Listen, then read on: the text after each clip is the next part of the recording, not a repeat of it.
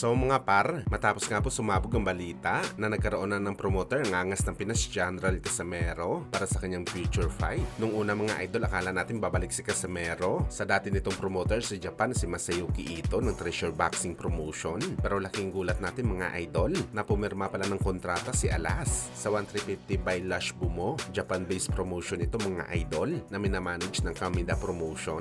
Ina-address natin mga idol ang promotion na kumuha kay Cuadro Alas ng 3150 by Lash Bumo at hindi ang Kamida Promotion. Ayon sa tweet kasi mga idol ni Koki Kamida, ang founder ng Kamida Promotion, tila nagpaparinig ito mga idol na ayaw nito kunin si General Casimero bilang isa sa kanilang mga fighter na prostrate daw siya mga idol dahil kinuha daw ng isa sa mga big boss nila, ang bad boy na si Cuadro Alas. At hindi niya daw alam mga idol o hindi pala siya naabisuhan na kukunin pala nila ang angas ng Pinas. So ibig sabihin pala nito mga idol, wala talaga plano na kunin ng Kamida Promotion sa Casimero. Meron lang talaga sila big boss na siya ang nagdesisyon na papirmahin si Alas.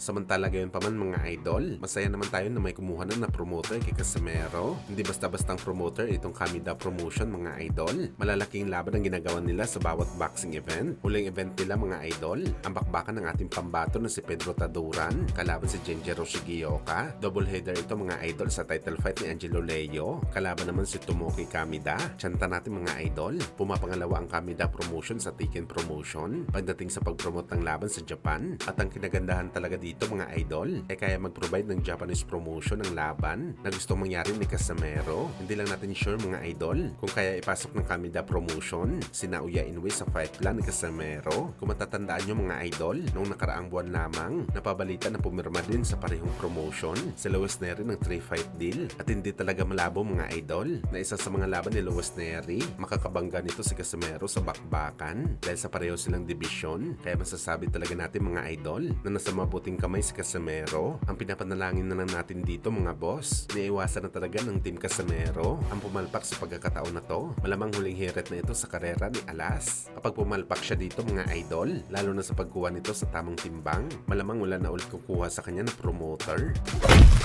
Sa kabilang banda naman mga idol, dahil nga po umangat sa ranking si Pacman sa welterweight division kung saan nakapwesto ito sa pang-siyam na spot. Tinalo pa nito mga idol ang mga batang fighter na sina Ryan Garcia, Romero at Devin Haney. Bukod dito sa naging laban ni Pacman kay Barrios, pinakita ni Boss Manny mga idol na isa pa rin talaga ito sa mga superstar. Kaya marami ang mga boxing experts mga boss ang umaasa na tataas pa daw lalo ang value ni Pacman bilang isang 46 anyos na fighter. Ibig sabihin nito mga idol, kung meron naging guaranteed na $5 million si Pacman sa naging laban nito kay Barrios, posibleng tataas ito mga idol sa kanyang next fight. Malaki ang tsansa na magiging doblado ito ng $10 million o halos kalahating bilyon pesos para sa pera natin. Hindi pa dyan kasama ang pay-per-view, kaya wala talaga tayo masabi mga idol. Paldo na naman dito si Boss Manny.